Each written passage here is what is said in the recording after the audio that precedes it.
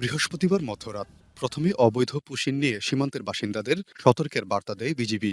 এরপর বিজিবিকে সহযোগিতায় মাইকে ঘোষণা দিয়ে সীমান্তে জড়ো হন শত শত মানুষ। উত্তপ্ত হয়ে ওঠে বিজয়নগর সীমান্ত। ব্যর্থ হয় বিএসএফের চেষ্টা। এর আগে উপজেলার নলঘরিয়া ও নোয়াবাদী সীমান্ত দিয়ে ৭ শতাধিক ভারতীয় নাগরিককে পুশ ইনের অপচেষ্টা চলছে এমন তথ্য পায় বিজিবি ২৫ ব্যাটালিয়ন। সাথে সাথে জোরদার করা হয় সীমান্ত এলাকার টহল।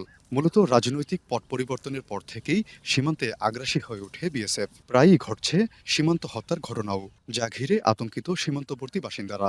ইন্ডিয়ান থেকে পুশিং করবে, জিরো ইংল্যান্ডের মতো পুশিং করবে, তখন আমরা এলাকাবাসী যারা যতটুকু পারি রাত ৩টার দিকে আমরা বিজেপির সাথে সমর্থনে আসছি। মসজিদের মাইক দিয়ে অ্যালাউন্স করছে, হ্যাঁ, যে যেমনি পারে ঘরের দিকে বাইরে তাড়াতাড়ি, হ্যাঁ, বিজিবি সহযোগিতা করার জন্য। বিএসএফ তো গোনা যাইতেছে, এই বোধা ঢুকে যাইতেছে, হেমদা ঢুকে যাইতেছে, শত শত মুসলিম বাংলাদেশে ঢুকাই দিতেছে। আমরা সবসময় একটা আতঙ্কের মধ্যে আছি।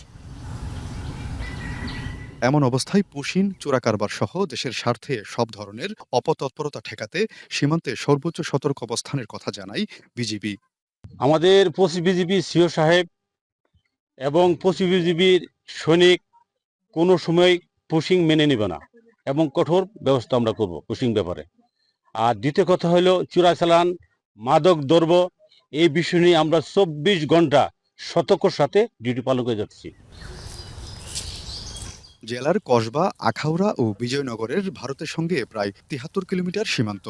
এর মধ্যে ৩১ কিলোমিটার সীমান্ত রক্ষায় ২৫ ব্যাটালিয়ন এবং ৪২ কিলোমিটারের দায়িত্ব রয়েছে বিজিবির ৬০ ব্যাটালিয়ন। আজিজুল সঞ্চয়, এখন ব্রাহ্মণবাড়িয়া। একনল হ্যান্ড ওয়াশ ১০০% প্যারাবেন ফ্রি, তাই নিরাপদ হাতের জন্য আস্থা রাখুন একনলে।